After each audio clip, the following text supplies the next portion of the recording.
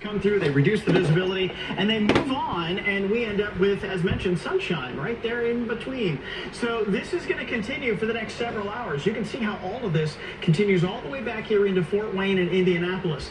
With that going on, it's all coming around a big low pressure center that's off to the north. So because of that, it will continue to push these snow showers through central Ohio. It's out on the west side right now, so we are still looking for some of that to get into the downtown area in the next few minutes. Grove City is in line for some of that.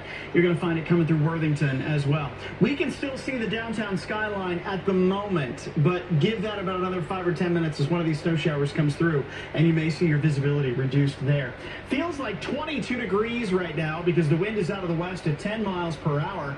Downtown, not a whole lot happening. A flurry or two, but 31 degrees. You can see that it's wet on the roads in Dublin. Grove City had some reduced visibility a few minutes ago, and you notice there's a little bit on the grass there as well. Wind out of the west on the south side at 13 miles per hour. Your Atlas Butler current conditions in Mount Vernon are down to 28 right now. Same thing in Delaware.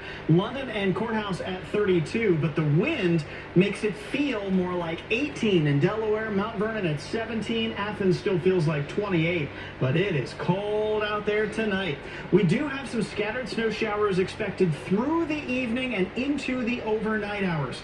Some of these are likely to leave behind some wet roads. The catch to that is that as the temperatures drop into the mid-20s, some of that may refreeze overnight tonight. And that's what could create some slick spots in the morning. It's even less about the snow as much as it is about the wet conditions left behind.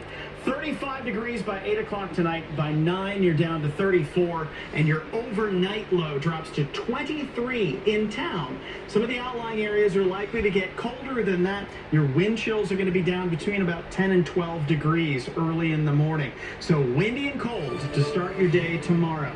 Here's how that goes. You notice by 5 in the morning, still some scattered snow showers. Those begin to taper off pretty quickly, but we may find a few lingering into mid-morning, even midday. And then after that, the sunshine breaks through and we get some clearing by Tuesday night. So plan on wind chills in the teens in the morning, a mix of sun and clouds with a few flurries during the day, and then clearing in the evening and overnight hours. How much does it leave behind? Less than half an inch, but it's going to be patchy. So a little here, a little there, and it's enough to make the roads wet, which is why slick conditions may be possible in the morning.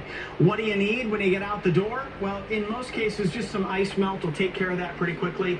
If you do have some of it that's left behind, a push broom should be enough for it.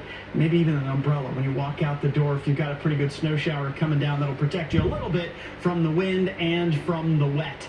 But in any case, it is going to eventually get into the mid-30s. Tomorrow will be mainly cloudy and a chance for some of those flurries and snow showers. Then over the next few days, we warm up a bunch. By the time we get to the end of the week, we're up near 60 degrees again. So anything that's left on the ground is going to melt off pretty quickly. Wednesday, sunshine, 46 degrees, 57 on Thursday.